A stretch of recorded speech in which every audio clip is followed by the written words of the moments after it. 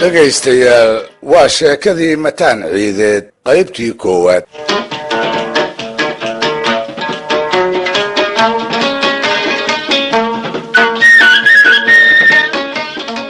dadka eebbe waa kala caynoo dadka eebbe waa kala dabeecad qallafsan, dabeecad dabacsan, dabeecad macaan, dabeecad kharaar, dabeecad naxariisata, dabeecad aan jixin geyigii la joogaba ninbaa uunka bud ka soo yidhaahda. maalmaha iyo guyaashu kolkay dabin soo wareegaanba wiil baa la soo tufaayo far dheeraatay intuu arlada ku noqdo ka soo shaac baxa lana istusaa. ninbaa hanaanka nolosha ee dadka badani ku wada dhaqmaa isaga u cuntami waayaa, markaas buu dhinac uga leexdaa. wax ugu wacanba ninbaa fara laga cudubilaysta ku kaca oo waxa uu samaynayo uu duulba duul u tabiyaa. xigmad oo idil ayaa garaadkiisa laga mayraa, markaas bay samaanta iyo xumaantu ay sooran u noqdaan. isaga oo indha leh ayuu aragga beelaa, kolkaas buu uunku ula ekaadaa yaryarood aan maamuuskiisa mudnayn oo ilmilicsi uu cagta ku marin karayo. isaga oo dhagale ayuu maqalku ka baalidaa, kolkaas bay waanada waxgaradka iyo tusaalaha waayeelkuba sidii hadaaq carruureed ku soo gaaraan. maroodi aan la hormari karin oo cadhoolo ah ayuu isu qaataa. rag intiisa kaleetana waxay ugu muuqdaan cayayaan marka uu jeeniga saarayo aanu dareemin, iyaguse dareema. hortiisa iyo ambada uu ku socdo tiigsa mooyaane wuxuu falay iyo abuurtii uu dandareeyey midna dib uma eego. lamaba noqoto inay yihiin wax mudan in daraaddood uu hashlihiisu la hakado. ayaase tolow sidaa u baneeyey. ma waaye aragnimo yaribaa, ma aqoon gaabnibaa, ma garaadaraa, ma kibirka iyo ka badbadinta ku adeegsiga awoodda aadkeedaba iska kooban ee aadanaha. bal adba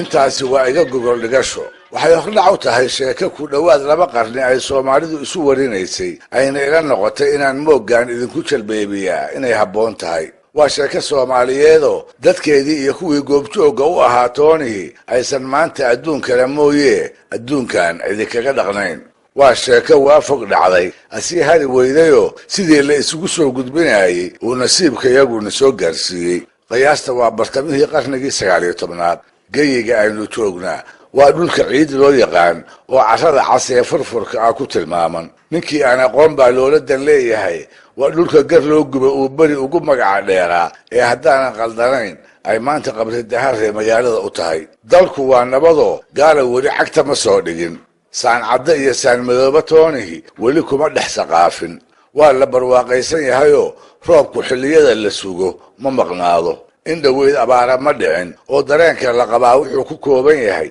subagii oo qumbayaasha ka batay iyo xoolihii oo tiro dhaafay, wax celiyana la waayey. geela ayaa halkii loo dhaqaaqaba sariiran. lo-da ayaa balliyada agtooda ka banaaxiy. wegana farda ah oo barbaartimaha deebeeyey ku joogto ayaa la bedri.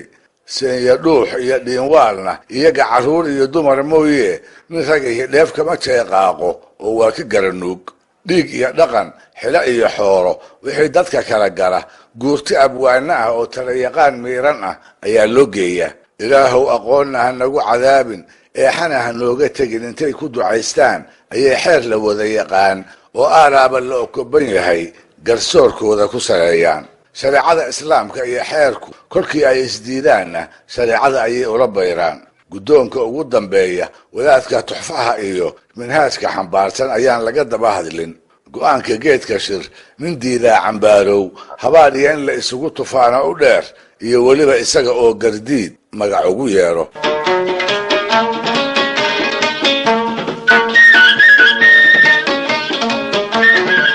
habkaas nololeed ee geyiga ciideed looga dhaqnaa waxaa calwinaya barbaar kol qura lasoo tufay oo magaciisa lagu wada hadaaqay. barbaar in ay degmo wadaag ahaayeen iyo in ay kala fogaayeenba dadka eebbe hurdadii iyo harsigiiba u dacareeyey. nin kibray oo tadhahay oo wixii uu doonaba ku kacay ayuu ahaa. safarkii uu la kulmaba waa dhacay. 2 eray ninkii ay dhex martayba qaar buu saarsaaray, madax iyo manjo. uunka wixii ka hor yimidna waxyeello ayuu u geystay. xumaan mooyee nin aan dubaaqiisa sama ku soo hoyan ayuu ku caanbaxay. waalid buusan maqlin, guurti baan wax u sheegi karin, waana culimuu dhagaha ka furaystay. eed nin ay lahaayeen iyo nin aysan lahaynba waa dubaaqeeyey. shisheeye iyo sokeeye waxaa u dhexeeyana ma uu aqoon. raafley iyo qoobley wixii xoolo badanka daaqaya inuu leeyahay ayuu isu qaatay. kolkaas buu sabanba qolo ka soo meersaday nool wixii ay dhaqeen. inta la isweydiiyeyba cid ka nabad gashay sina loo waayey. barbaar u babac dhiga ayaa intii muddo ah soo muuqan waayey. markaas buu maskaxda gashaday ilaaha weyne inuu geyiga ciideed iyo dadka deganba isaga ku xudumay. inuu sidaas yeelo welibana uu muddo dheer ku badbaado wixii u suuro geliyey miyaad i weydiin? alla ilahe dow baad su-aasha u leedahay, anigana jawaab baa igu garowdaye intaan kuu soo koobo aan idhaahdo horta xoog iyo tiirinimo qabso. marka xiga geesinimo macangegnima weheliso ku labayso. marka saddexaadna waa qoyskii uu ka dhashayoo qaran ahaa. intii qoys itaal yeelan karana lahaaye iyadana ku darso. wuxuu isku halaynayey boqolaal gaashaanqaadoo ay awoowo wadaageen, gar iyo gardarrana ku garab taagnaa oo aan dhiiggiisa ciidda u oggolayn. gardarro garba og oo sidii ugu ba'nayd uu ugu adeegtay ayaa ku kaalmaysay inuu muddo madaxa taago oo qaydar qodaxdii uu dadkii agihiisa ku noolaa ku ahaado. tilmaamahaas aan cidina jeclayn talow ninkii lahaa kumuu ahaa. aan jawaabta kuu dedejiye waa xasan axmed xirsi oo mataan ciideed soomaalida sheekadiisa wax kala socotaay ay ku garan og tahay. ninku waa ninkaas magaca ciideedkiisii ku darsaday ee ku laray. ma moodaa isaga mooyee inaan labood kalaba ciid lagu dhalin. haddaba waa un la sheegaaye mataan ciideed ma doqon saleella ah ayuu ahaa, ma diric buu ahaa, ma geesi buu ahaa, ma macangeg buu ahaa, ma waxgarad buu ahaa, ma liiti aan wax aqoon buu ahaa. sheekadiisa ayuunbaa wax badan inooga sheegi doontee bal ila dhadhanso oo ila dhux.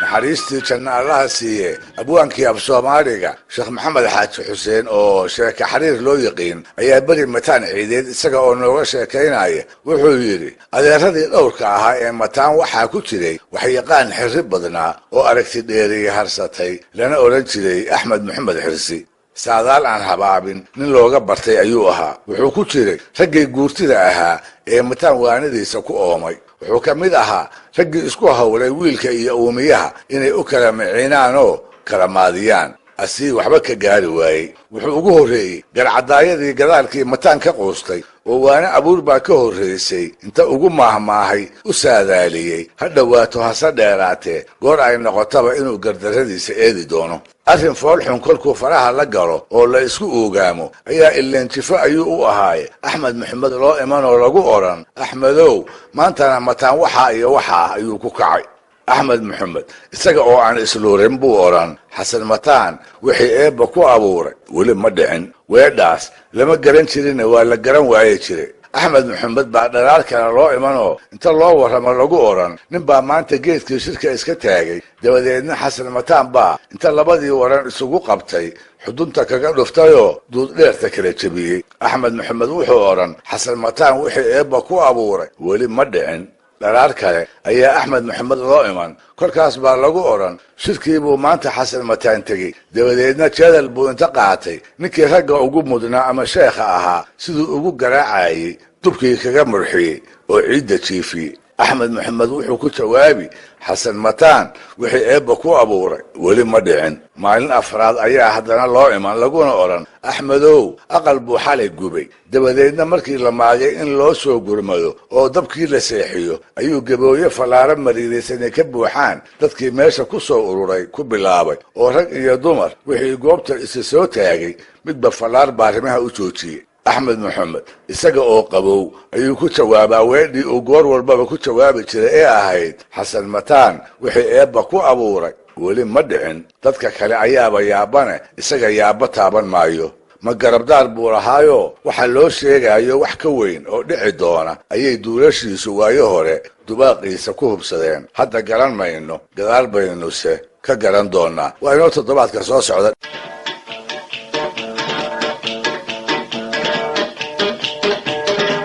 waa qaybtii labaad ee sheekadii mataan ciideed.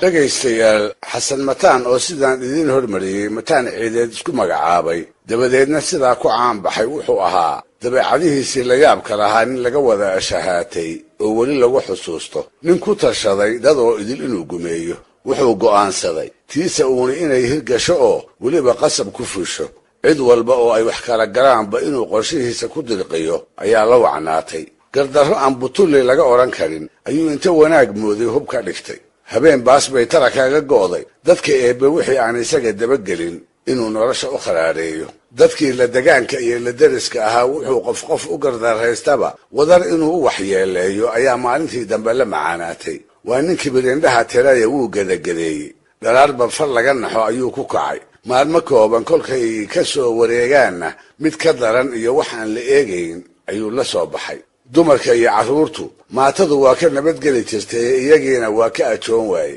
gamuunadii gardarradiisa ruuxna kama uu badbaadin kol qurana isma uu odhan ba'eeyay adiga kugu soo noqonne duulduulkooda uunka eebbe ka aayar wuxuu haddaba ugu daraa diraacdii kululayd ee dheeraatay kolkii uu kala dhex galay biyihii iyo dadkii u oomanaa muqlo hogato meesha lagu magacaabo ayuu geed ka waabtay geed xagar ah oo inta waa hore la gurmo go'aaneeyey halkii ay gudintu ku dhacdayba ay laani ka baxday geedkaas ayuu inta sii hadoodiray halac ka yeelay dabadeedna koorihiisii inta saartay ayuu wixii aan fardihiisa ahayn harsigiisii uga dhaartay oo isaguna dhinac ka degay waa kob aan biyo ceel u ogog lahayn balli iyo xadheedna warkoodaba daah saaxilligoodba lama jooge ninkii dhulka yaqiinay wuxuu yidhi haddii gunagada loo dhaamiyo iyo haddii malaada qarre iyo qoraxay loo dhaamiyaba waa 3 guul macnaheedu wuxuu yahay 2 habeen dhaan ceelka ka soo maqnaa ayaa habeenka saddexaad buqlo hogata iyo xagarka xasan mataan ku soo beegma habeenkaas ayuu dhaankaasi halkaa ku furtaa oo awrta rarka lagaga nasiyaa ragga wadaana ay cabbaar ku indha guduudsadaan berri oo kale ayay ku aadan yihiin maatadii dumar carruur iyo doonkabar ahayd ee oonka aawadii kolba hirarhka dhalanteedka ay laabtu uga hinqanaysay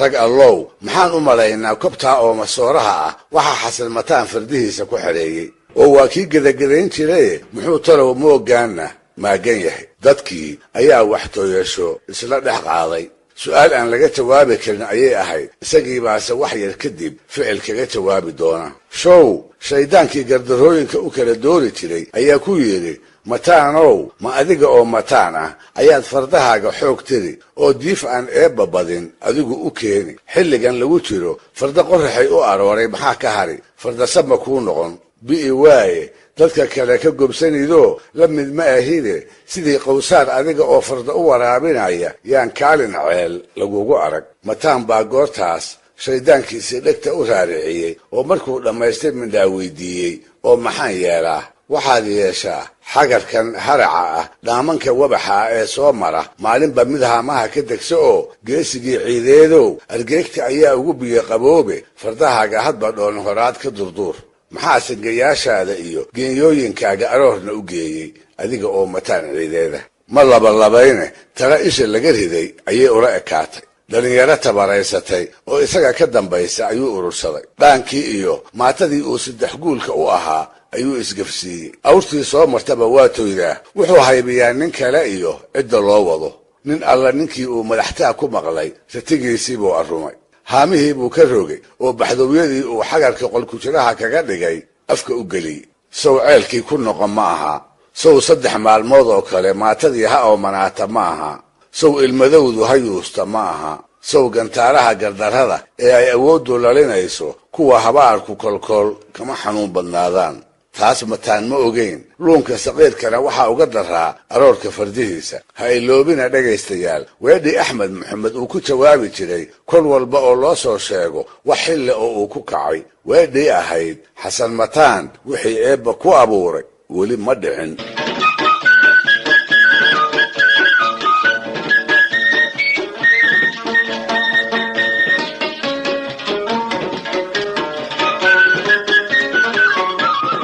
dadkii Soomaaliyeed ee qarnigii 19aad kuma ay faanayn gaadiid dheereeya oo ay isugu tagaan gaadiid faras iyo rakuub weydaarsan ma ay lahayn hase ahaatee waxba iskuma seeganayn baabuur iyo dayuuradayaan la haysan oo hala kala fogaadee war baa la isu hayay toltol kolba xasanada dhex gasha ha la ahaadee xidid iyo qaraabana waa la ahaa waa la isu socon jiray lama kala seerayn saqiir gowrac maalintii uusan jirin waa la isbixin jirayoo la is-ammaan gelin jiray fadaqa yeelkiisa xeer iyo dhaqan ayuu dadku lahaa oo wax ku kala qaadan jiray ganacsi aan lacag la aqoon ayaa lagu macaamili jiray oo xeebaha iyo dhulka ka fogi xidhiidh bay lahaayeen ciid iyo geyiga la jahada ah ee aynu hadal hayno saaxil baa magaalo u ahayd magaalada oo hadda berbere loo yaqaan badyarada cadmeedna ku taal doonyo shixnadan oo hindiya iyo dalalka carbeed laga soo buuxiyey ayaa ku soo xiran jiray maxay sidaanbaa timir dhar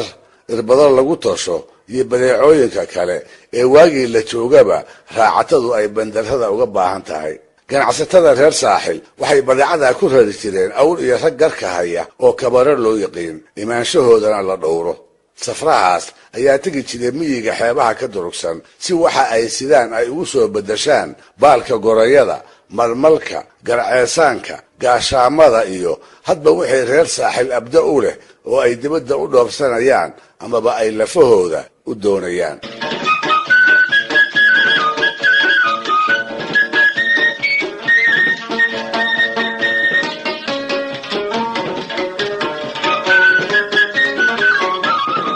isdhexmarkaasise ma dhibaato la'ayn dadku godobo iyo aanooyin raagay ayuu kala qabaa ciidamo qabaa'ilka u dhaxeeya oo la wada leeyahay ammaanka qofka iyo hantidiisa dhowraana ma jirin dowlad uu dhagarqabuhu ka baqaa iyaduna dalka kama abuurayne rag allow yaa u damiin ah ninka saaxil safraha ka soo kaxaysta oo ciid ama bay ama ximan ama mudug u soo kacitima ruuxa iyo xoolihiisa tolka ayaa difaacoodu saaraa ninkaasina tolkii ka yimidoo waa kan badeecada baahida loo wada qabo tolalka kale la dhex gooshayee rag allow kuma ayaa looga cabsanayaa oo daraaddiis lagu nabadgelinayaa soomaalidii hore arrintaa iyada ah kama ay ilduufin waxay u soo rogeen waxa maganta loo yaqaan oo ka mid ah tiirarka waaweyn ee uu xeerkeennii duray ku taagnaa ninka safarka lihi kolkii uu saaxil ka soo ambabaxo wuxuu soo sheegan jiray degaanka uu ku socdo nin magac ku leh hebel buu safarkaygu ku jeedaa ayuu odhan jiray hebelkaas oo ka mid ah ragga awoodda iyo maamuuska ku leh tolka uu safarku maalintaa ku socdo badanaa waa hebel la isku hadlayn karo oo aan magantiisa loo dhaafi karin haddii loo dhaafana la og yahay in la eedi doono hebelkaas oo kale waxay maradu ka dhacdaa gabadhiisuna ku guur weydaa marka nin soo sheegtay la dilo ama safarkiisa la dhaco ama si ay ahaataba waxyeelo la gaarsiiyo dabadeedna uu ka garaalayn waayo oo uu geeri ka xigi waayo maganta oo wax la yeelaa waxay ahayd dhareeco iyo barmadow oo ku ooli jirtay qoyska ama ninka inta lasoo magan galay magantiisii magan gelin waayey safarka oo keliyana ma ahee waxaa iyagana magan loo aqoonsanaa inanlayaalka xididkii la degan martida caawa kuu soo hoyatay ee ardaayadaada jiifta iyo ergada kuu soo sodcaashay oo qardoofooyin hore oo idinkala dhex galay meel isla dhigooda kugu soo caga dhigatay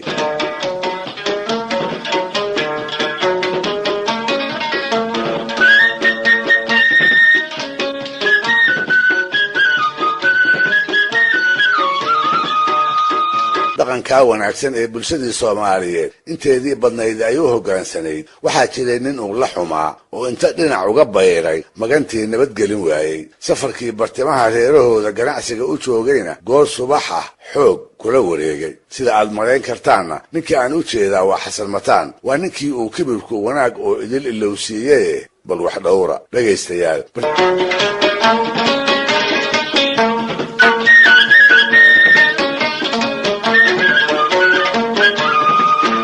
waa qaybtii saddexaad sheekadii mataan ciideed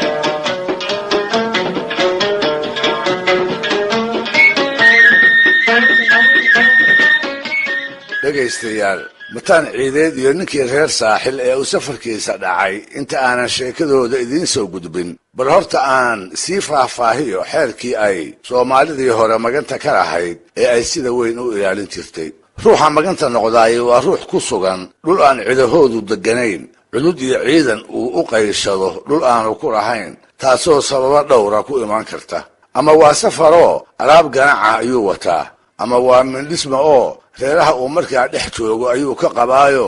xidid leeyahay, ama waa marti reerka habeenkaa ku hoyday waa berigana ka kallihi doona, ama wuxuuba ka baxsanayaa col daba jooga oo dhiiggiisu uu u hilaacayo. si kastaba ha ahaatee wuxuu xeerku ahaa ninka magantiisa la yahay in agtiisa lagu badbaado oo marka hore isaga qudhiisa laga nabad galo, marka labaadna uu ka dhiciyo kolba ciddii inay waxyeelayso u soo tafaxaydata. barnaamijkii kan ka horreeyey sidii aan ku soo xusayna ninkaas la soo magan galay waxay maradu ka dhacdaa gabdhihiisuna ku guumaysoobaan magantiisa ruux ah marka la dilo ama safarkiisa la dhaco ama siday ahaataba waxyeello la gaarsiiyo, dabadeedna uu ka gelgelan waayo, geelina uu ka xigi waayo. keligiisna kuma ekaan jirine ceebtu waxay u gudbi jirtay kolba qolada ama jilibka uu ninkaasi u dhashay, waxaana la odhan jiray reer hebel magantooda ma bixiyaan ama waa laga qaadaa. waxaaba jirta oraah markii dambe mahmah noqotay oo tolalka soomaalida midkood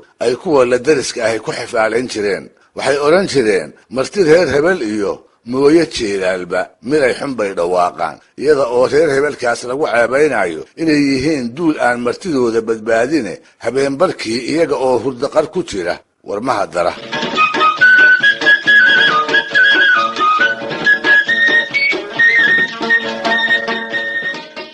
aan kolka tusaale gaaban idinka siiyo soomaalida inteedii badnaydii siday xeerkaas u maamuusi jirtay ee aanay ugu dulqaadan jirin waxyeelaynta maganta. idiinna mariyo sheeko arrintaas waxaynaga baraysa. isla xilligaas aynu hadal hayno ee mataan ciideed noolaa ayaa nin lagu magacaabi jiray xuseen xasan samatar oo lagu naanaysi jiray xuseen qoordheer waxaa si ka ma'a waran kaga fakaday jaamac dalmar nin isagana la odhan jiray. ninkaas dambe oo reer nugaaleed ahaa ayaa wuxuu safar la soo aaday dhudub oo ka tirsan ceelasha saddexda ah ee ceel cad loogu wada yeero, halkaasoo ahayd gadaalkii halkii uu malagiisu ku galay. ninkaa la dilay waa jaamac dalmare. waxay walaala ahaayeen gabyaagii dagaalyahanka ahaa ceesha ximanoodna kol magaciisa lagaga haasaaway. waa faarax xasan cali oo malahayga dadka suugaanta daneeya ay faarax afcad ku garan og yihiin. jaamac oo gacanta xuseen qoordheer ku baxay wuxuu ka mid ahaa nimo reer nugaaleed ah oo ay afcad xagga hooyo walaala ka ahaayeen si aanay degmo wadaagin isna aqoon. inuu faarax aarsadaa waa qodob isna ka mida qodobadii waaweynaa ee xeerkeennii hore uu oggolaa. dalka ayaa kala fogaaye faarax uma suuro gelin inuu walaalkii u aaro, lagaba yaabee walaalihiisa kale ee nugaal ku dhaqan inuu hawshaas kaga hurday. si kastaba ha ahaatee xuseen qoordheer isaga oo aan war u haynin ninkii gacantiisa ku baxay inuu ximan walaalo ku leeyahay ayuu goodabe waabale aalcadii mudug ka soo fogaaday. niman aanay afcad tolnimo iyo bahnimo ku kala durugsanayn ayuu la xidhiiday, inanna ka dhistay. mindhismo ama inanlayaal ayuu degmada dhexdeedii ku noqday. wuxuu is yidhi alla ilaahay nugaal ka soo durugtay oo ninkii aad qabtay raggii aarkiisa lahaa kuma soo gaari karaane ximan iska ooloo reerkaaga cusub ku dhaqo. magan baa magac ugu yeeray, guul iyo guuldarrana wuxuu ula sinaa raggaa uu la xidhiiday ee uu guryahooda guurka ka alkumay.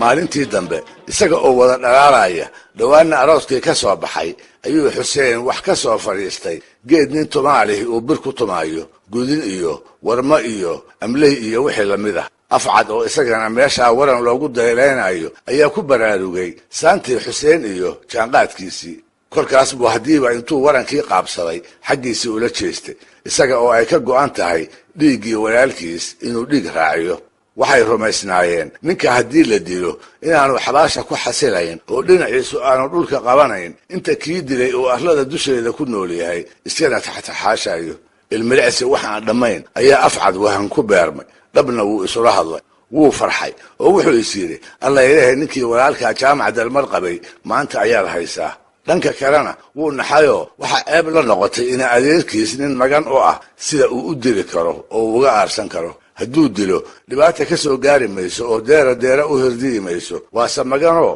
in reeraha lagu dhex dilo ceeb ka weyni ma jirto. nin kula siman oo aad isu rag iyo qalab urursateen ayaa lala diriraaye nin keligii ah oo adiga iyo guryihiinna loo tirinayo welibana mindhismo ku ah sow in loo gacan qaadaa foolxumo maaha. ba'e ma ina adeertaabaad asay u saari. afcad baa sidaa ku hamiyey isaga oo ay talo ka wasiixsan tahay. ugu dambaystiina wuxuu naftiisa hoos ula tashadaba wuxuu arrinta rogrogaba tana waxay kaga ilaatay inuusan xuseen qoordheer dilin markaas buu warankii inta gacanta midig ka wareejiyey oo bidixda ku qabsaday dhulka qotomi dabadeedna wuxuu isla goobtii ka tiriyey gabay aan madahaygana soo wada gaarin asii meerisyada laga hayaa ay wax badan inooga sheegayaan soomaalidii hore sidii ay u dhowri jirtay hiddaheedii maganta ku saabsanaa wuxuu yidhi afcad waataad jafkii dhudub dhigteen johoraddaydii iyo anoo jooga baad hooyaday jabay ka siiseene nin walaalkii haad loo jarjaray looma jiibsado waxaad jiica faragoo u timid hoy waxbaa jira jirid weynahaygaas haddaan jiriyo ruuxaaga jeeskayga oo meel fadhiya lama jiteeyeene geelayga jaawiya idiin jiid ma bixiyeene ninna ima tutuubeen haddaan ruuxa kaa jaro inta kale jarkood waa tahay iyo jaranqahoodiiye waxsaan kaa jeclaa dhoorrihii jinaha dhuubnaaye waxaan kaaga joogsadayse waa magan jalleeceede iga jaho xuseenow nin soo jiitay baa tahay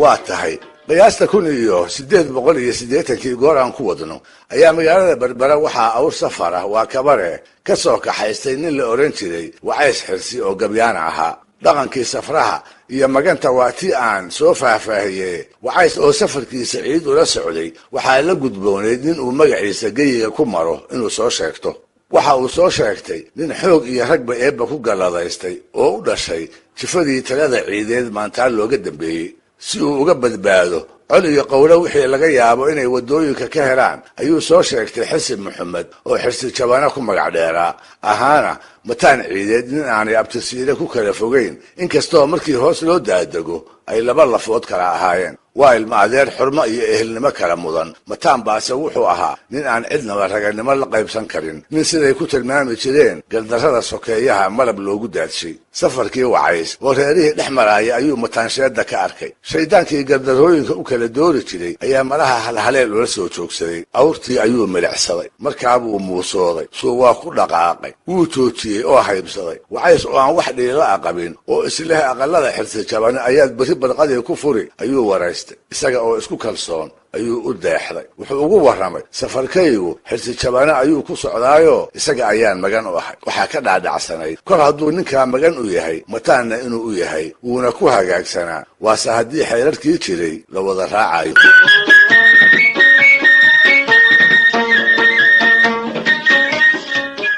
arrintu nin ay xeerarku qabtaan ma joogin qosol jees ka keenay ayuu mataan kolba dhinac ula jeestay keligiis buu isla hadlayaa hoos buu u gunuunacayaa dhegta ayaa loo raariciyey mase wuxuu leeyahay ciidey laguma dego haddiiba maanta la qabo ninaan aniga ahayn inuu cid ku magangelin karo markaas buu inta Wacays noolay ku yidhi waryaa beenta kuu sheegay oo ku marin habaabiyey yaa kugu yidhi geyiga ceedeed baa nin aan mataan ahayn laga magan galaa Wacays baa amankaagay Wacays baa wuxuu ku jawaabo laga madoobeeyey markaas buu mataana si degdeg ah awrtii iyo moodkii saaraaba afka ugu dhigtay xoolihiisiina ugu darsaday Wacays oo leegleegsanaya ayaa goobtii ka hadaafay oo maxaa kaloo u bannaan ayaan buuba leeyahay haddii uu gacantii mataan ka baxsaday maxaa uga eg Xirsi iyo qoyskii uu maganta u ahaa inuu isaga daraabo sidaas ayuu yeelay maxaa xigi doona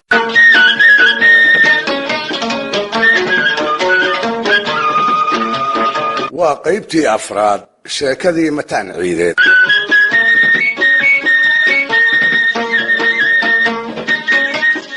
dhegaystayaal yay idinka kale xiriir furanne aan sheekada isugu keen xiro idinna xusuusiye waxay inoo joogtay Wacays ganacsadihii reer Berbera oo ciid soo gaaray awr kabara la oran jiray oo badeecooyin kala jaadihii ay ugu rarayd ayuu hoggaanka u hayaa Xirsi Jabane oo ahaa ninkii uu soo sheegtay ee uu magantiisa noqon doono ayuu guryihiisa u xusul duubayaa isaga oo ku hamiyaya talow macaawaad guura ku gaadhaa mase waxa aad wado dhalaal cad hala wada arkee bari foog baad aqaladiisa hortooda awrta rarka kaga dhigtaa isaga oo sidaa ku hamiyaya waatuu mataan ciideed dhexda ka helay waatay iswaraysteen dabadeedna markuu ogaaday safarka Wacays cidda uu ku socdo waatuu dhacayoo sida degdega kula wareegay isaga oo rumaysan la iyada oo ciid la joogo isaga ninaan ahayn qof ama safar inuu magan gelin karo waatuu Wacays ku yiri waryaa beenta kuu sheegay oo ku marin habaabiyey yaa kugu yiri geyiga ciideed baan in aan mataan ahayn laga magan galaa dabadeedna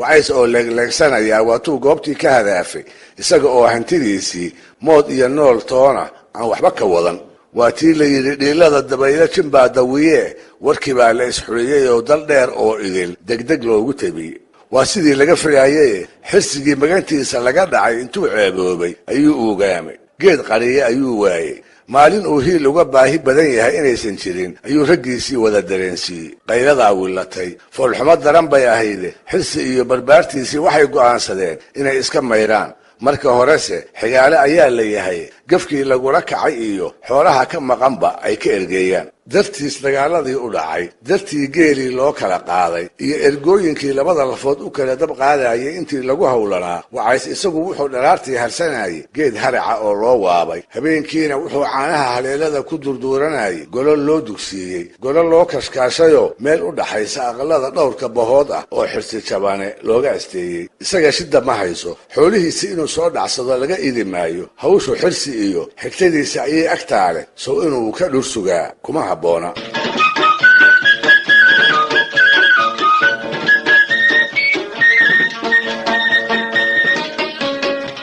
waa la isguubaabiyey dagaal humid iyo ergaba waa la isgarab wadaa warmaha ayaa la isu looshaday ugu dambaystiina dhowr bilood kadib ayaa waxaa lagu guulaystay safarkii oo Wacays ka dhacay intii ugu badnayd in mataan laga soo celiyo Wacays baase wuxuu dhaar ka maray iyada oo shay qurihii ka maqan yahay inuu gudoomo oo talow maxaa ka maqnaa wuxuu tabaayay laba hal waa makaawi waxay ahaayeen kuwa laba xabba ah oo waaweyn oo raggii hore ee Soomaaliyeed uu luqunta ku xiran jiray raggii horena kama wada sinayn qaarkii magaca dheer yeeshay oo madaxnimo ama geesinimo ku caan baxay ayaa xiran jiray milka ka soocmay ayaa ku taxaashi jiray maantana mataan oo aan waxba ka bixin ayay qoorta uga laalaadaan markii haddaba laga baqay labada hal dartood in la isugu jabo ayaa odayadii ergada ahaa mataan u tageen waxay ku yiraahdeen mataanow labada hal laga gadee ninkii lahaa u celi markaas buu diiday waa lagu noqnoqday oo si walba wax loo tusay waase laga soo furfuri waayay si alla si looga soo meeliyo ayaa tab loo waayay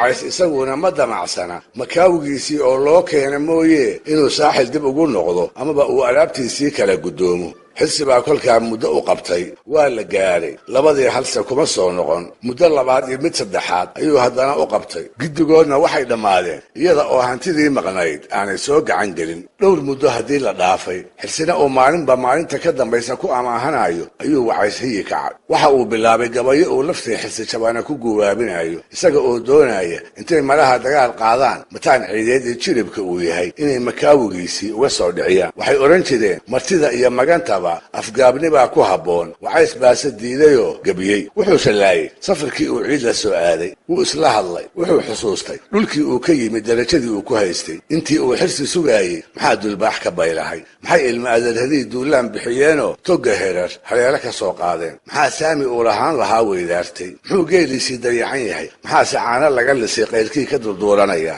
maxay gacalisooy dahabadii u dhaxday kolba aqalkii u asoosi iyada oo u toog haysa oo talow macaawu imaan ma berri buu soo dhici ku tallamaysa ma hebel oo reeraha u nool baa sidan la ii geli lahaa alla meesha ma malagay baa ku galay maxaa i dhigay ma waxbaa iiga soo socda bal maan isaga dhaqaaqo tixdii uu sidaa ugu calaacalay ayaa waxay ahayd dawlooy ba'ey reer ugaas nalagu dayn waaye hadduu duubigii nool yahaa nala danqaabeene degdegle iyo nin diihaal qaba yaa dowga soo mara iminkay da'daydii rogaal daba maraysaaye iminkay ilaalada u diri dooxyadii hereere iminkaa nirgaha loo dalqamin deegcadkaan dhaqaye iminkaa markaha laga dafsiin sidigta doolaabe iminkay min weyn soo dugsiyi dahabadaydii dil miyaan ku sugi xoola waa doogga soo baxa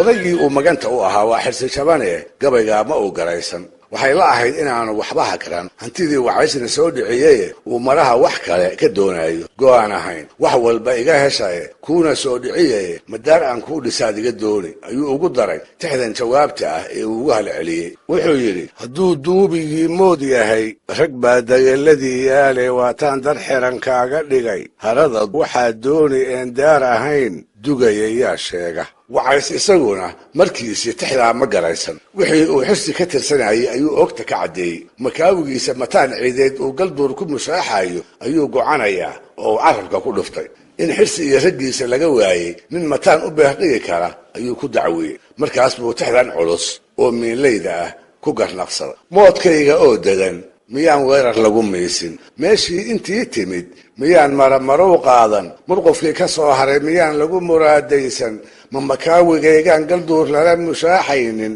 ma mataanka xiran baan dartii loogu mari waayin nin majeerta oo kaca miyaan magana loo waayin naftu inay macaan tahay anaa kuu markhaati yahe meeshii mildhaawo leh ragsow kula masaal maaha wargacalkaa hawaayine raggu hadduu diriro waa isku midoo nin aan birtu karini ma jirtee kacoo mataan waxaygii iga soo dhici ayuu wacays ku soo gebagabeeyey jawaabtiisa xirsi jabane tixdaa wuu ka cadhooday waxay ula ekaatay inuu wacays abaallaawo yahay deelqaafna ku darsaday wuxuu garaysan waayey in laga dafiro hawkarkii uu ka maray soo dhicinta moodkii magantiisa laga dhacay markaas ayuu tix jawaaba ka celiyey tii wacays taasoo uu ku yidhi halaa tidhi wacaysow naf baa kaa halaan haline oo heedha herar waa la geyn hadal xumaantaase waatay haleeladu dartaa hara ku oodnayde hubka maanu dhigin jeerahoon helay waxaagii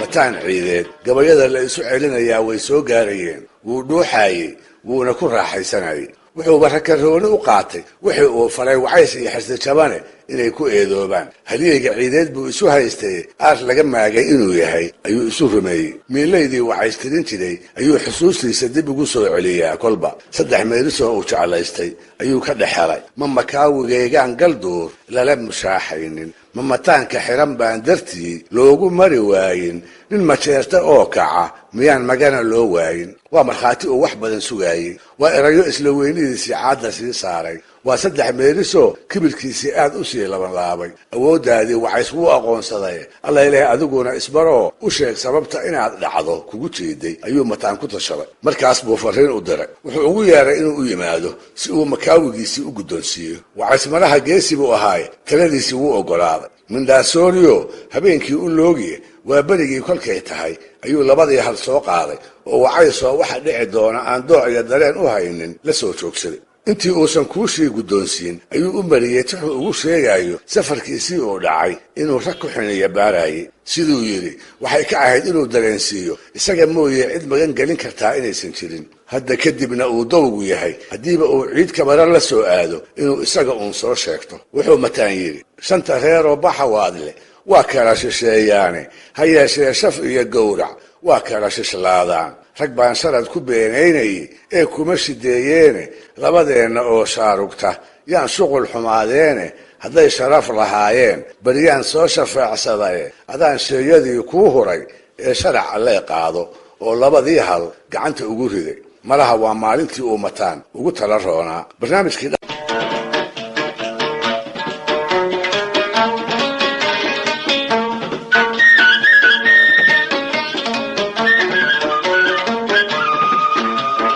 waa qaybtii shanaad ee sheekadii mataan ciideed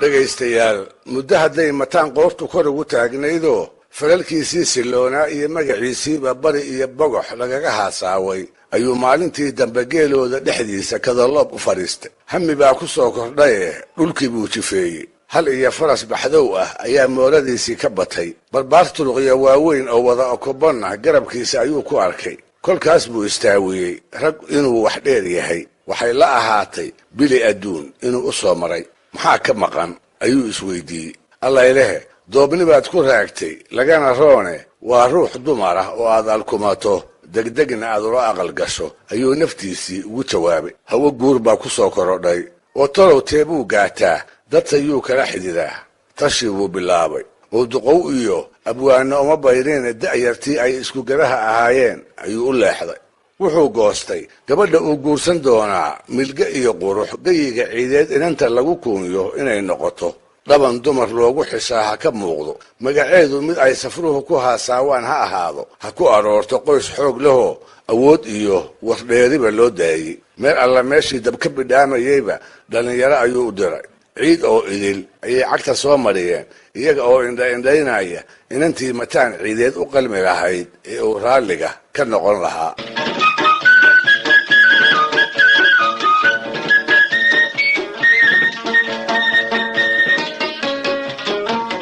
ina hebeshii loo soo sheego wax uu ka maagto oo uu wuxuun ku dhaliilaba ugu dambaystii ayaa barbaar geenya qudban ku joogaa uu geedkii uu fadhiyey kaga degay wadahadal gaaban kadib waxaa la midacsaday mataan oo ilka caddaynaya oo aad moodo safar dagani inuu u muuqday waxaa la arkay mataan oo muusoonaya mataan oo boodboodaya siduu yahay canug aan weynaanoo wax ka lumay cabbaar kadib ciidda ka dhexelay allaylehe gabadha laguu sheegay way kuu qalantaa reer la yaqaan way ka dhalatay bilic aan dumar loogu wada deeqinna waa loogu deeqay laguna galladay qorshe iyo quluud wanaag haween loogu xisho oo dhan baa lagu tilmaamay oo waa tuma waa salaada yuusuf waxay eedda rumaad u tahay nimankii walaalaha ahaa ee gebyi ogaa weerar bulxan yuusuf iyo qamaan bulxan yuusuf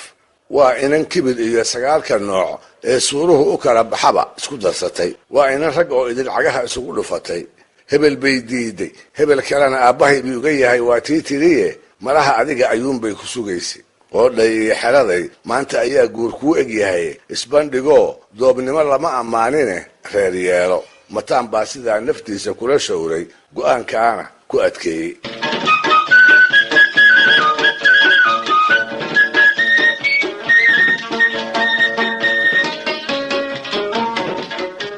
sideeda bannaanse guur waa doonis ama waa la bixide labada tabtee buu raacaa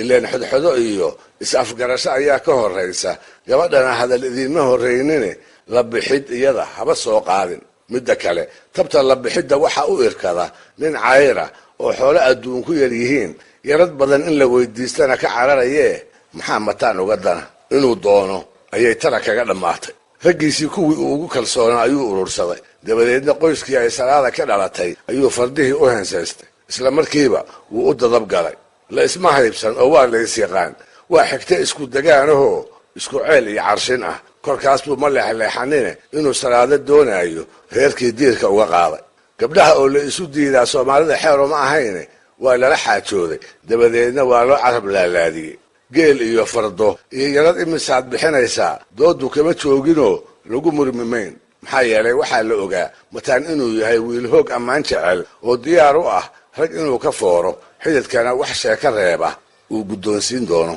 hawlaarsan baa codsigiisii lagaga jawaabay salaadana waa la siiyey yarad mayro geel iyo gammaanba leh oo faraskiisa fayd la baxay uu ku jiro ayuu goor barqaa soo hortubay faarax afey cali dhan iyo nuur jiir maraweyntii salaado ay xigtada ahaayeen ayuu tacabkaa xeryaha ugu shubay iyaguna wixii xidid laga filan jiray oo qalqaalo ah ayay ku dhaqaaqeen raggu ha wada hadlo gabar ha laysa siiyo yaradna ha la kala qaatee talow salaado arrintu halkee bay ka taagnayd maxaa madaxeeda ku wareegayey inuu mataan soo doonay oo hablo oo idil iyada ka doortay magallad bay u qaadatay mase laba calooliyo baa ku dhacay waxay istidhi waxa geyiga ciideed rag ku dhaqan maxaa talow ninkan kaaga soo soocay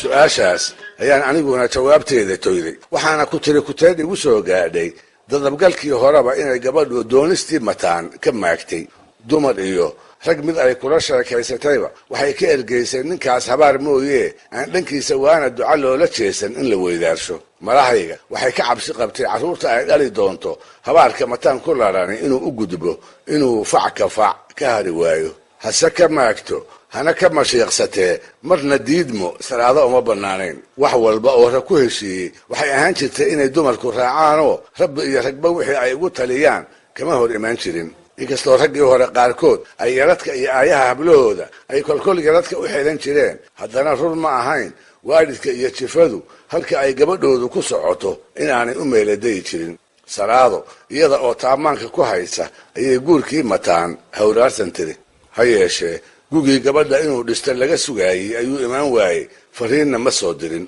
Xagaagii xigayna lama arag, dayrtii haddii la gaadhayna ma soo joogsan. waxaase yaab loo wada go'ay gugii labaad kolkuu da'ay welina aan wax war ah xaggiisii laga helin. muxuu talow mataan maagan yahay ayay dadkii yaqiini ishaybiyeen, waayeel iyo dhallinyaro, rag iyo dumar, iyada oo wixii uu damacsanaa ay cidina suurayn la'dahay ayuu maalintii dambe tix gabay ah soo dhiibay. waxay ahayd tix ay ka muuqato inaanu inantaba dan sidaas ah ka lahayn, kalgacal sii ridanna aanu u haynin. bilsoonqaad iyada oo lagu jiro ayaa dhallinyaradii Saraado u timid oo waxay u sheegeen gabagabadii tixdaasoo ahayd: soonkan iyo soonkiis haddaad socotada i weydo, iga samir Saraadooy, ilaah nimuu ku siiyaaba.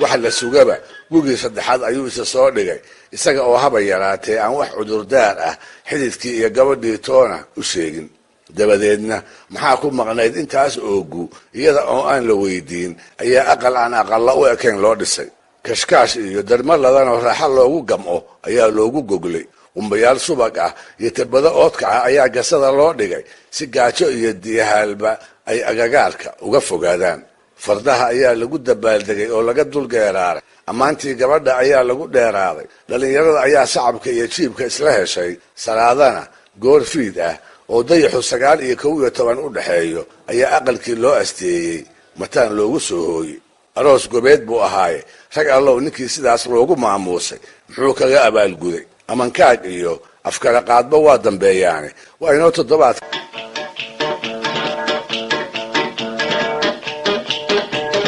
waa qaybtii 6 sheekadii mataan ciideed.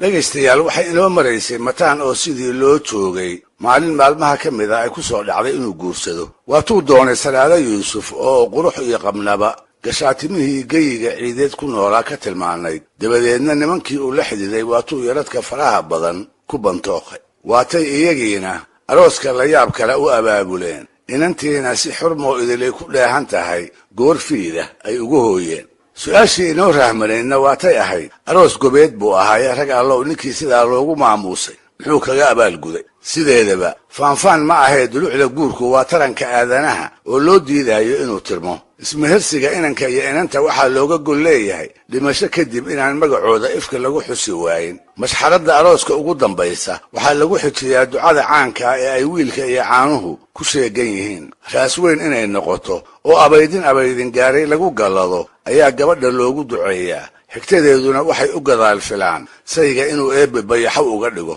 macnaha guurku leeyahay isweheshiga ka sokow waa carruurta labka iyo dhadigaba leh ee uu reerku reerba ku noqdo. mataan ciideed inankii la baxay ee Salaado guursadayse isaga talow xigmaddaasi ma u muuqatay? arrinta markeedii horese sidaa ma u galay? wuxuu ahaa nin ku dhaqma wax kasta oo aan dadka kale ku dhaqmin. wuxuu ahaa nin ay la xalaaleed in uunka kale la mid noqdo, nin la jeclaysiiyey inuu dadka ka duwanaado. waxaa la xumaatay sida dadka kale intuu haweenay guursado oo la aqal galo inuu carruur eebbe ka tuugo oo hooyo iyo aabbe ay wiilal iyo hablaba u noqdaan.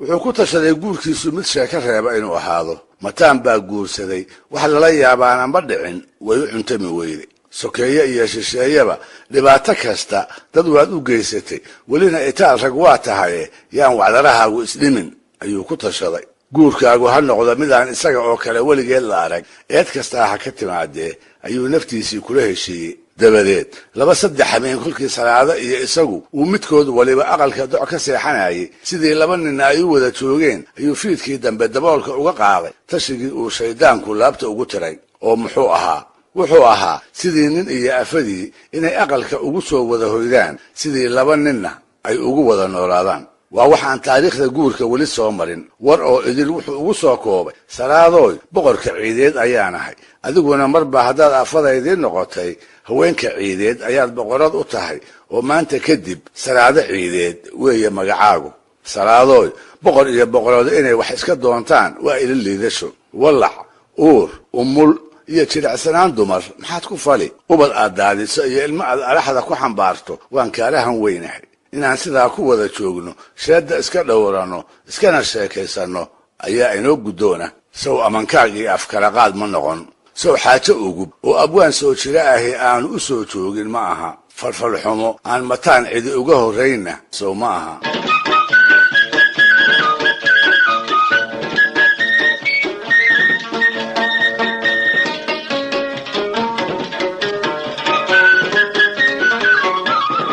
go'aankaas siloon salaada hawraarsan bay tiri oo maxaa kale oo ay odhan karaysay inan ka mid a hablihii soomaaliyeed ee qarnigii 19aad inta la guursado lala aqalgeli jiray hablihii sooqaadka guurkaba ka xishoon jiray marka la guursadana inay magaca ninkooda afka ku ballaariyaan ka leexleexan jirayoo ay ceeb la ahayd hablihii markay saygooda xusayaan odhan jiray wadaadkii reerkan lahaa ama carruurtayda aabbahood iyaga oo ka xishoonaya jaamac hebel ama guulada hebel inay carabka ku ballaariyaan sidaa daraaddeed guddoonka mataan ee guracan xikmadduna ku yaray salaada dood kama ay soo celin muddana sidaas ayay ku wada joogeen aqalka ayay u soo wada hoydeen caano iyo wixii kale ee ay haysteen ayay quuteen way sheekaysteen dabadeedna way kala seexdeen sidee baa markii dambe arrintan lagu ogaaday miyaad dhegaysta i weydiin waxaa la yidhi waayadii hore waxay soomaalidii reer miyiga ahayd rumaysnayd kolkii uu doobku aroos galo inuu tabar darreeyo oo haddii uusan isdhaqaalayn uu degdeg jirkiisa u dabcaayo sidaa darteed waxaa caqli lagu tilmaami jiray beryaha aqalgalka ninka aashi socodka ah si kolka loo ogaado barbaarkii aroosay labadaa wadda mid uu qaaday waxay dhallinyaradu muddo kadib samayn jireen tijaabooyin lagu garan jiray hebel inuu isboobay iyo in kale tijaabooyinkaas waxaa ka mid ahaa orodka legdanka iyo bootimaalaysiga haddaba aqalgalkii mataan iyo salaado haddii ay bili ka soo wareegtay ayay dhallinyaradii beeshu bootin dhisteen inuu ka boodo geedihii la isdultubay ayaa loogu yeeray haddii uu weli yahay sidii lagu yiqiin ama uu beri hore ahaan jiray ilayn sida iyaga la ahayd waa nin aan maalloonayne si xallad leh ayuu isaga jaray taasise layaab dheeraada ma lahayne waxay dhallinyaradii layaab la kala jeesatay markii salaado oo goobta joogtayna ay dhismihii ka booday oo sidii barbaar xooggu u buuxsamay ay cirka isaga jartay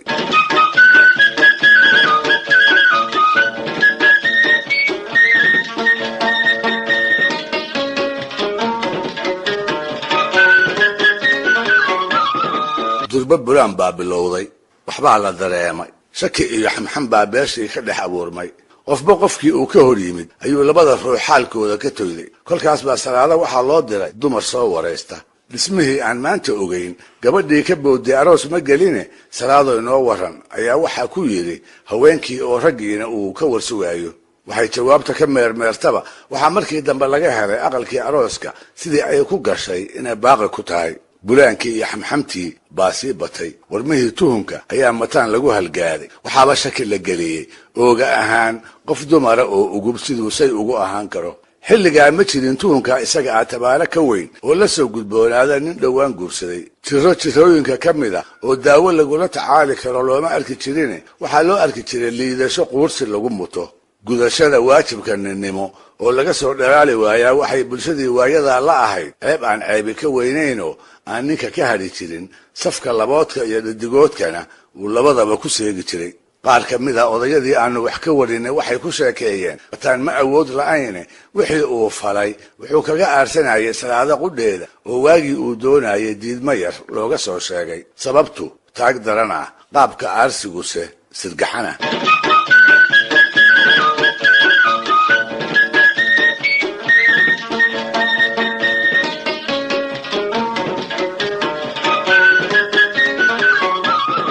si kastaba ha ahaatee mataan ciideed guuxii bulshada ayaa gaaray aad buu uga xumaaday in ninnimadiisii la duray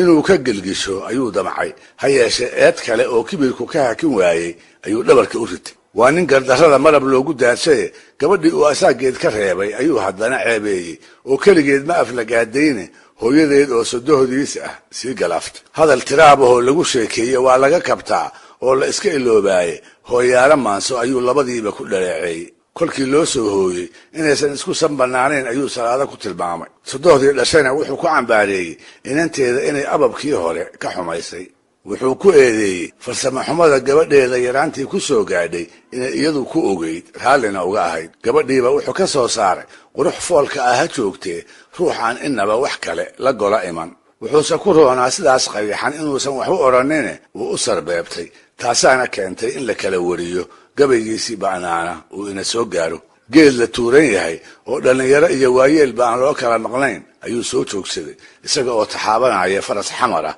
oo uu lahaa. wax yar kadibna wuxuu goobtii ka tiriyey gabaygii uu salaado iyo hooyadeed ula jeeday, isaga oo inanta faras ugu sarbeebanaya sodohdana geenya ku maldahaya. wuxuu yidhi inta geeda geelwaaqistaa ugu guduud roone hadday gaaja dili xoolihii goosan mahayaane garanuugta waan ugu nacbahay. gebi ugaadheedee gaaraabidhaan laguma daro galowga haadeedee golcastaa sagaaro ugu daran guuya dhaantida ee waxba kuuma galo roobla dhacu waana shay gobe galka sirow. raacdada markii la isku soo gaaray neef yahu guduudani midkii gaabiyaa tahaye guuldarrada waxaa kuugu wacan geenyadii hore eh isgudgudubkii xamarow maxaa golihii kaa raacay.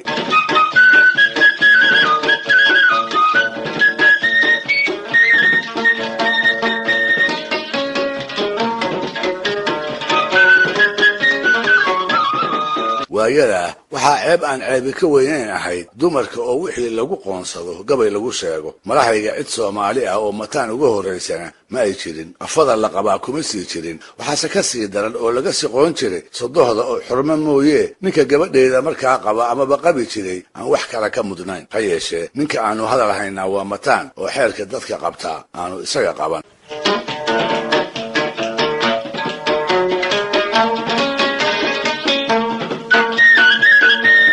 waa qaybtii 7 sheekadii mataan ciideed.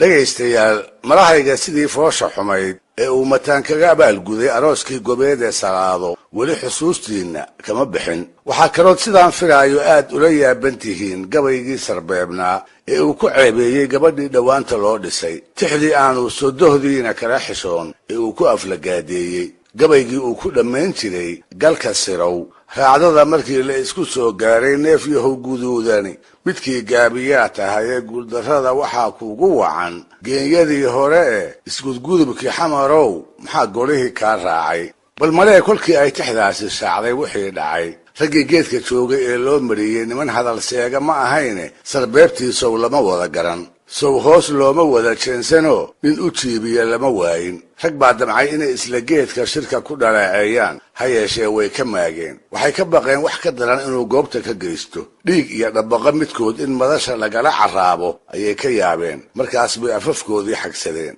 in yar kadibna inta la isdhugtay baa shirkiiba lagu kala dareeray iyada oo aan nin la hadlin. odayadii xilku dhibi jiray iyo garmadowdii ceebta nacbayd ayaa kor iyo hoosba mataan u habaaray. addimadiisa ayaan laga baxsan jirine carrabkiina ma ku daray ayay ku cataabeen. abwaanadii baa laabtu hugumtay. fiidhoraadkii ayaa tixdii ba'nayd oo dhallinyaro iyo waayeelba la qaybsan yahay aqalladii iyo golayaashii geela lagula laabtay. waa lagu haasaaway. odayadu ha diideen oo dhagaha ka furaysteena kurayadii baa geelashii ku soo carraabiyey oo markii ay hal soo duwaanba kor ugu dheeraystay inta geeda geelwaaqistaa ugu guduud roon hadday gaajo xooluhu qabaan goosan mahayaan.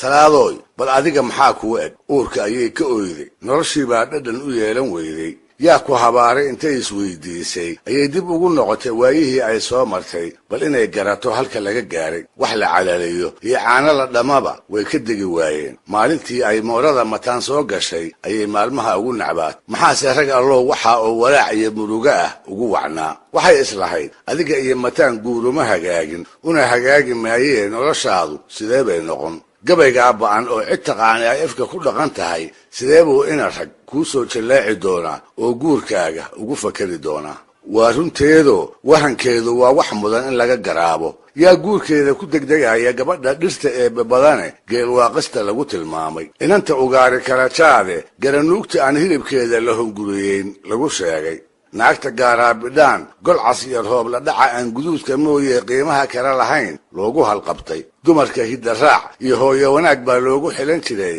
yaa u soo hanqal taagaya gardarraba ha ahaatee gabadha hooyadeed uu geeltiruhu ku maansoonayo waxay haaraantay nimankii ay walaalaha ahaayeen iyo ilma adeerada ee inta mataan yiqiin gacantiisa ku aaminay saantii ragga ayay ka irdhowday giddigoodna bayr bay ka yeelatay dhuxulo dab ah oo indhaheeda kor saaranna waxaa ku noqotay daymada dumaradii ku wiirsanayay dhowr cisho haddii wahan iyo walbahaarba ay ka meel waayeen ayay maantii damba tashatay go'aan adag ayay qaadatay aqalkii ay oorida ka ahayd intay si dhuumasho ah uga baxday ayay habeen madow waddada cagta saartay reerkoodii oo aan ka fogeyn xeryihii dayrta laga soo aroosay ayay beegsatay iyada oo marashadii ay qabtay mooye aan ku hambaasin shay kale oo mataan ku ismanaa intii ay labalaxaadsanaysay oo dugaagga ka baxsa ay islahaydna way ilmaynaysay oo maxay u ilmayn weyday sow muraayadii qabkeeda inkaarqabe kuma tumanoo bagac kama siin waxaa ii muuqata iyada oo hadba kufaakacaysa oo markay xuurta tirataba ku celcelinaysa tixdii gabyaaga ee ahayd naftu waa maqnow amase waa mahad ku noolowe waa miiska aan ahay hadduu mid u dhexeeya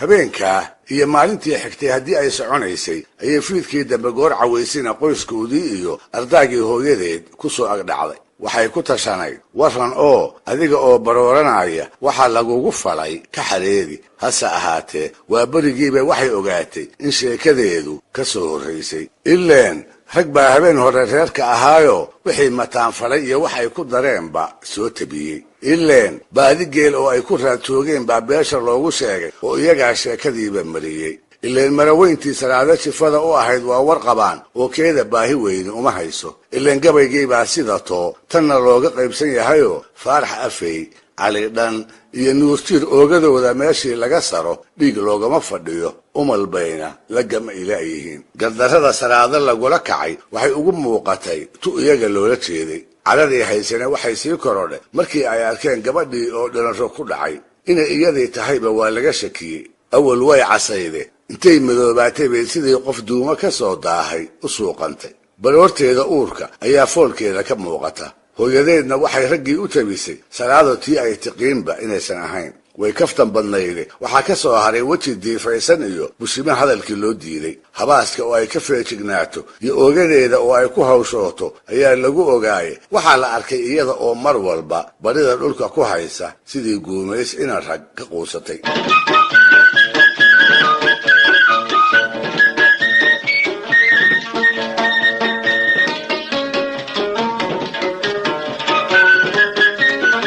barbaartii ay gabadha xigtada ahaayeen ayaa mid waliba colaad mataan dhinaciisa ka guddoonsaday isaga iyo ninkaasi inaanay dunida guudkeeda ku wada noolaan ayaa waxaa dhaar ku maray seeflaboodkii salaado hoosta uga yaraa 20 jir ina adeerkeeda oo baraaraha nabadda mooyey aan halaagga colaadda weli u soo joogin ayaa 14 iyo boqolka xaf ku siiyey mataan iyo xidid kale inaan eed dambe kala gaarin dulucdu waa inuu nafta weysiin doono dabadeedna laga raysan doono odayadii beeshu waxay dhalinyaradii cartamaysay ugu caqli celiyeen nin da'yari intuu geed ka boodo ayuu tala ka boodaa dadkuna waa toloo xidid keliya lama ahee dhaliyana waa la wadaagaa xasan mataan sidaas foosha xun haddii uu ku kacay balyaan lagu dayan godob sokeeyana laguma degdegee shilibka uu ka dhashay ha loo ergeeyo guurti soo guddoomisa faralka mataan wixii lagaga xafiif qaadan lahaa ayaa la soocay habeenna haddii ay tashigii ku guuleen oo qaarkood cara awgeed uu geedkii ka dareeray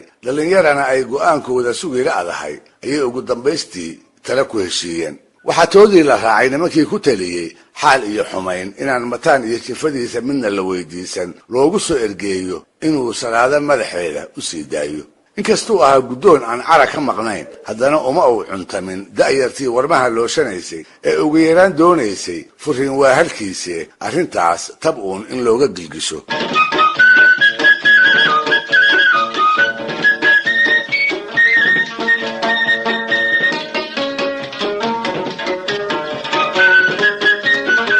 si kastaba ha ahaato heer kastana ha soo martee hebel iyo hebel baa la magac dhibay mataan ciideed innaba garnaqsi ugu tegi mayne raggii jifada u ahaa ayaa meelmarinta guddoonkaas loogu guriga tegey. hawraarsan ayay ergadii kala kulantay odayadii ay u gogol fadhiisteen. mataanna wax la bariyo oo garka iyo gundaha lahayaba ugu dambaystii ayuu yidhi yeelay waase haddii la ii soo celiyo yaradkii aan hortii bixiyey. shardigaa isaga ah ergadii hadalkama ay soo celin waxayna muujiyeen wax walba oo ay salaado madaxeeda ku heli karaan inay u darban yihiin. sidaas ayaa maalintaa lagu kala dareeray iyada oo lagu ballansan yahay debnaha mataan in laga maqlo 3 dalqadood ee uu salaado ku qabay kolkii loo soo noqo xoolihii yaradka ahaa ee xagga reerkooda kaga maqnaa. marahayga waxay ahayd markii ugu horreysay oo ay mataan iyo rag kale wax kastaba ha ahaatee ay wuxuun ku heshiiyaan. maxaase ka dambayn ergadaasi kolkii ay noqotayba waxay bilowday geelii iyo fardihii yaradka ahaa ee xasan mataan inay meel isugu keenaan.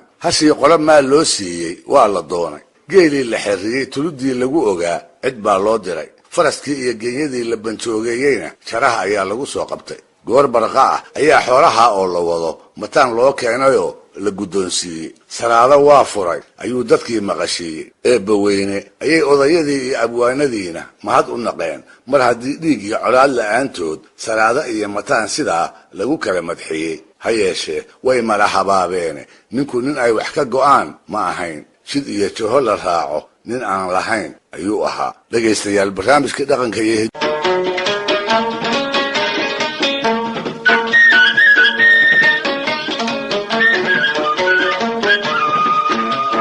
waa qaybtii 8aad sheekadii mataan ciideed.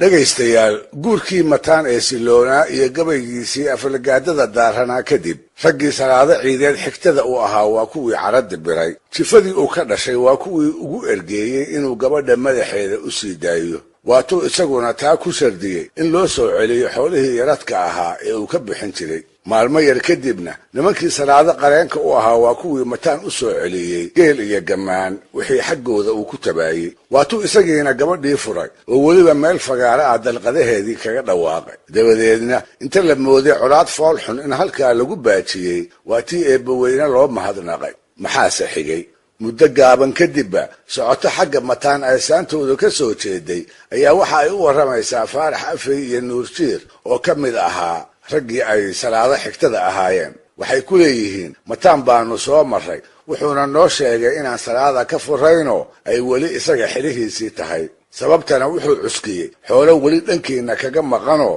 ay ka mid yihiin faraskiisii fayd la odhan jiray iyo 2 halaadoo markii uu bixinayay isku sidkanaa. waa run oo 4 neefi in aysan weli u soo xeroon waa wax jira. hase ahaatee markaa ka hor sawtii laga heshiiyey oo in loo soo kaxayn doono loogu ballanqaaday isna uu rabbi iyo rag hortiiba uu salaado ku furay. heshiiskaa hore oday goobjoog u ahaa ayaa la soo booday rag allow ninku jid xumaa soo waana axdi kama xirmo. sidee buu damac uga hayaa gabadhii uu sidii la ogaa u galay ee uu magaceeda bi'iyey. mid kale oo garab fadhiyey inuu umar saaqayna ay caddahay ayaa u jawaabay oo ku yidhi wiilka gabadha damac kama hayee waxaa kibirkiisa maan la'aaneed ka dhaadhiciyey inaan salaada ka dhalan niman ka xafiif qaadan kara ragna aanu ka dambayn. cali dhan iyo nuurjiir baa cadanyooday. wuxuu ballaar lahaa dhulkiibaa ku yaraaday. faarax afey ayaaba roonaa oo labadooda dejinayey. isaga ayaa ku taliyey war kol hadday arrintu 4 neef joogto ilma adeerayaalow dhiig sokeeye guul ma noqdee ha loo geeyo wixii dambe ee ka yimaadana aan dhowro. waa laga yeelay. waxaase geedaha labadiblo loogu xiray quraanyana lagu jafay dhallinyaradii uu dhiigga mataan u hilaacayay.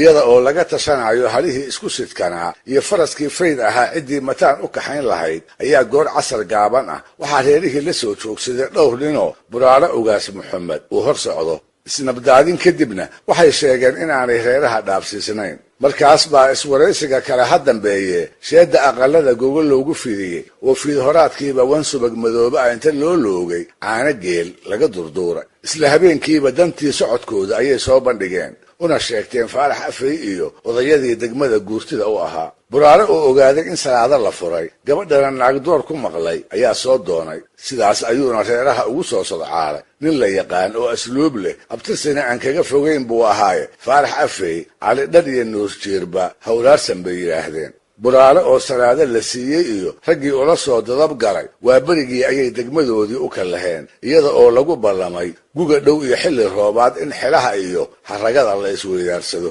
wariyayaasha qaarkood waxay sheegeen buraare markuu ka gadoomay xididkii cusbaa inayba salaada ku mehersanaydoo sharci ahaan ay afadiisa ahayd rag allow mataan ciideed markuu arrintaa maqlo muxuu yeeli doonaa bal wax dhow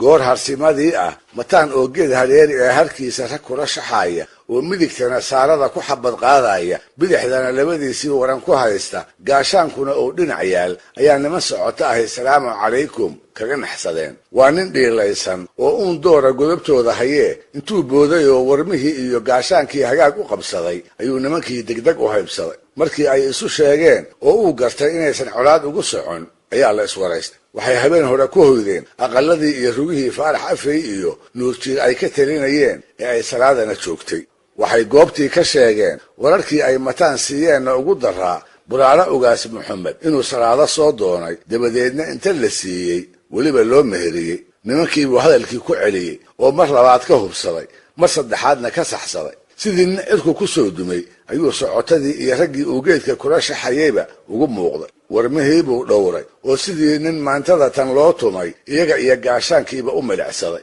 sidee baa adiga oo jooga uu nin kale salaado u hawaysan karaa su-aashaas buu hoos isu weydiiyey isla markiibana go'aan buu si degdeg ah halkii kaga dhawaaqay wuxuu yidhi intiina geedkan joogtaay dhegaysta dadka ciideedow u dhug lahaada oo waxa aan idiin sheegayaa yay fudayd idinku dhaafin kii joogow ka maqan gaarsii salaado aniga oo ifka ku nool nin kale ma geyo naagta mar uu magacaygu ku yeedhay sidee bay aqal nin kale uga soo toostaa naagta aan boqoradda geyiga ciideed uga dhigay ee anigu aan salaado ciideed ula baxay dadow yaan loo haqaltaajinoo ninowna inay carruur kuu xambaarto shaarubada ha u duugin nin dhiiranaa oo geedka wax ka fadhiyay ayaa yidhi oo mataanow sawtii jiiraalkii dhoweyd lalahaa salaado wuu furay wuxuu ugu jawaabay shalay ma furin maantana furi maayo haddiise xataa aan furo halkee buu ku nool yahay ninka guursan karaa oo naag kol meher iigu dhacay iiga dambayn karaa rag allow gardarre iyo kibir ka qaab daran ma loo soo joogay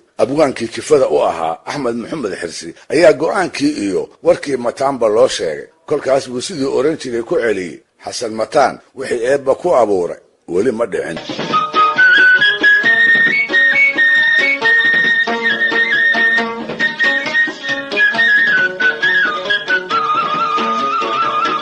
go'aankii uu mataan shaaciyey iyo warkiisii baa geyiga ciideed daaf walba u qaaday wixii waxgarad ahaa oo dhammi waxay yidhaahdeen sayga iyo ooridiisu intay kala tagaan sawtii uu midba reer labaad yeelan jiray sawtii aan furiin dabadi xasanadi dhici jirin maxaa salaado ku gooni ah oo ay kaga duwan tahay dumarka uu nin furo dabadeedna uu mid kala guursado ninkii su-aashaa ka jawaabay wuxuu yidhi salaada goonni ma ahee mataan baa goonni ah waa nin maskaxda gashaday geyiga ciideed iyo inta ku noolba inuu eebbaweyne isaga ku xudumay hadduuba ahaa xumaan mooyee nin aan dubaaqiisa sama ku soo hoyan maxaa u diidaya inuu maalin noolba wax lala yaabo la golo yimaado yaa arkay oo maqlay nin haweenay furay oo yidhi dabaday lama guursan karo qoyskii salaada ka dhalatay oo taladiisu tahay in 4 neef xasan mataan loo kaxeeyo ayuu warkaasi gaaray rag iyo dumar wixii maqlayba cara ayaa digsiisay tol beelaye xasan mataan miyaan rag loo lahayn ayay dumaradii ku geesaaseen awal hore raggii nabadda ka talin jiray way badnaayeen hadda way soo tira yaraadeen tan iyo maalintii la maqlay hadalka mataan ka soo yeeray waxaa loo batay wixii gardarro kala soo gudboonaaday inaysan tanna ku dari karin uguna dulqaadan karin. faarax afee mooye waxaan waanwaan nabadeed rajo ka qaba ayaa beeshii laga waayay. guuldarrada colaadda ayuu u warhayay. wuxuu ahaa waaye arag tabaalaha dirirta dhab u yaqaan. wuxuu isku hawlay dhiig daadan doona inuu baajiyo. markaas buu ku teliyey bahdayey mataan ciideed hadal baa ka soo yeeray oo la inooga keenaye aynu run ku sugno. war jiraaba cakaaruu imanne yaynaan inagu colaadda bilaabin sidaasna eedda ku yeelan. warka soo yeeray haddii uu dhab yahay isaga ayuunbay laandeeri la duuliye aan koranno oo nin fududi waa fadaqe markii ay habboonaato wixii uu mataan inagu faray aynu ka dhiidhinno oo kana garaallayno. waxay ahayd waana waayeelkii soshay hase ahaatee aan dhallinyaradii qaboojin. dantii uu faarax ka lahaana waxay ahayd laba wiil oo jifadiisa ahy intay israacaan inaysan mataan raadsan oo bartamaha reerkooda ku dilin. dhiig sokeeye baaji ayuu islahaa. adduun la ismaqli jiray oo waxgaradka iyo garcadaayada laga dambeeyey ayuu ahaaye faarax iyo odayadii talada ku raacay taas way ku guulaysteen oo da'yartii cartamaysay way u caqli celiyeen.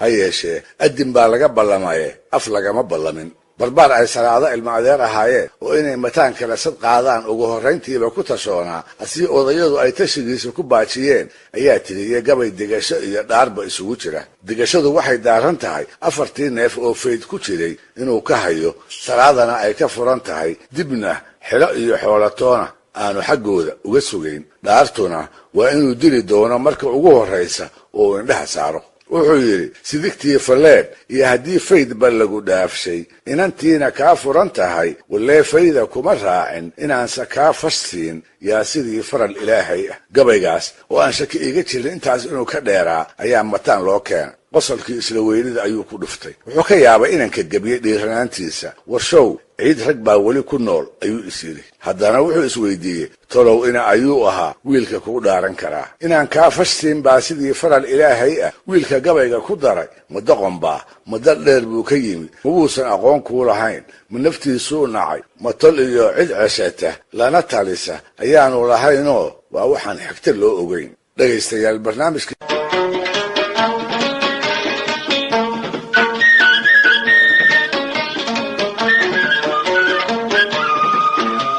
waa qaybtii 9aad sheekadii mataan ciideed.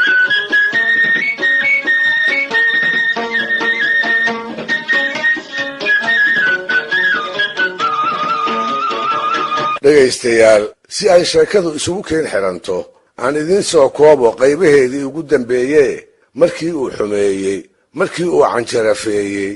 iyada iyo hooyadeedba markuu aflagaadeeyey kadib raggii ay salaada ka dhalatay waatay garaarta kaga dhegtay. maantaana jifadii uu mataan ahaa waatay ugu ergeeyeen inuu gabadha madaxeeda u sii daayo sidaana lagu kala nabad galo. taana waatuu ku shardiyey in loo soo noqo xoolihii yaradka ahaa ee uu ka bixin jiray oo dhagadhan. muggii xoolaha loo keenayna waatuu meel fagaara ah gabadhii ku furay. korkaana shuushow bax inta la yidhi waa tii loo filay wax waliba inay halkaa ku soo afjarmeen colaad ba'anna sidaa lagu baajiyey. buraale ogaas maxamed nin la oran jiray oo degaanka dhab looga yiqiin maamuusna ku lahaa waatuu dabadeed salaado soo doonay. waa tii la siiyey markaana uu wadaadkii meherka ugu jiiray. waa tii in loo dhisi doono loogu ballanqaaday mar alla markii yaradkii lagu heshiiyey uu soo dhammaystiro. ha yeeshee maalmo kooban kadib waa tii candhuuftii dib loo liqay. kolkii war cusub oo aan lagu farxini uu mataan ka soo yeeray kolkuu af muggii ku shaaciyey inaanu salaado furin isaga oo sababtana ku sheegay inaan weli loo keenin 4 neef oo 3na ay geel ahayd midna uu faras ahaayo yaradkii loo soo noqay ka harsanaa ayna ahayd in loo keeno. taasise wax weyn ma ahaynoo wax laga xaajoon kara ayay ahayde waatuu raaciye weedhii laga wada yaabayay ahayd xataa haddaan furo nin salaado guursan karaa ma jiro gabar uu mar meher igu dhacayna nin hawaysan karaa ifka ma saara. warkaa markii ay maqleenna nimankii ay salaada ka dhalatay waa kuwii ceshaday 4 neef oo xaggooda mataan ka sugaayey kuwaasoo in loo kaxeeyo uu markii hore tashigoodu ahaa. intaasna kuma ay ekaane waa tii barbaar ay gabadha ilma adeer ahaayeen uu tiriyey tixdii digashada iyo habaarkaba daaranayd ee halkudhegeedu ahaa sidigtii falleed iyo haddii faydba lagu dhaafshay inantiina kaa furan tahay walleefayda kuma raacin inaan sakaafashsiin baa sidii faral ilaahay ah.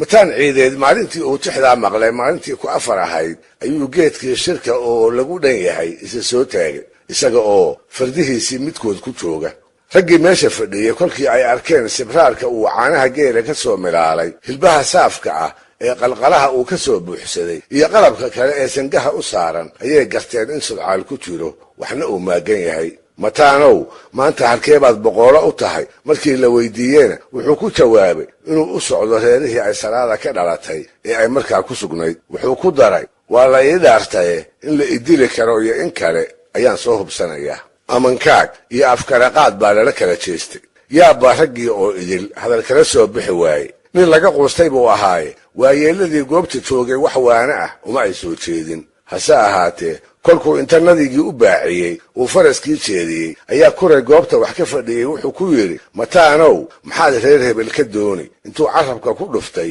shiribkii ay salaada ka dhalatay. isaga oo aan jawaabtii meel fogba ka doonin ayuu si fudud u yidhi, mindhaa malaggay baa ku galay.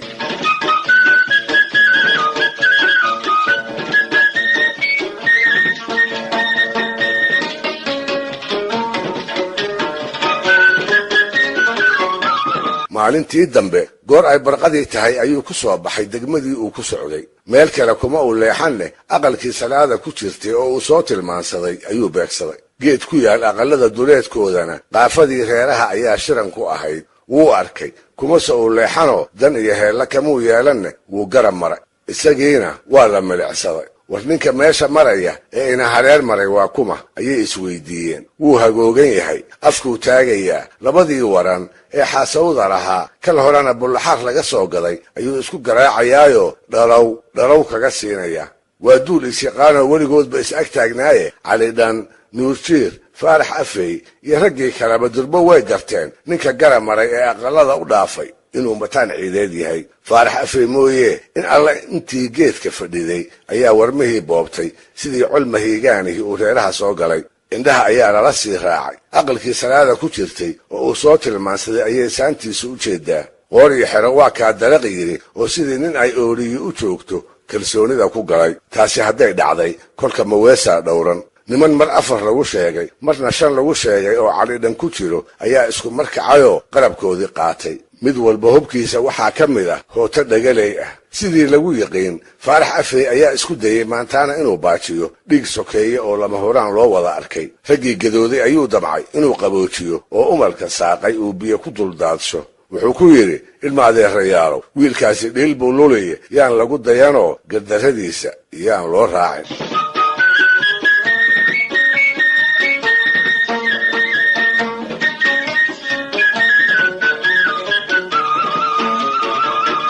moogaanse taladiisii lagama yeeline waa lagu diiday. 5 nin oo hootooyinkii ka horreeyaan ayaa aqalkii salaada ku jirtay soo hor joogsaday. ma gelinoo aqallada gabdhaha in la galaa ceeb bay ahayde ardaaga ayay ku hakadeen. salaado oo hubsatay in la kor joogo oo uusan mataan maanta baxsanayn ayay naxdani ku dhammaatay. ma waxay nacaysay in aqalkeeda dhiig ku daato? ma waxay diidaysay in daraaddeed la isku dilo? ma mataan bay rajo dambe ka qabtay? sababta ma naqaan, ha yeeshee waxay ku dadaashay inay badbaadiso. waxaa la wariyey markay ogaatay in la dul joogo inay isagii ku tiri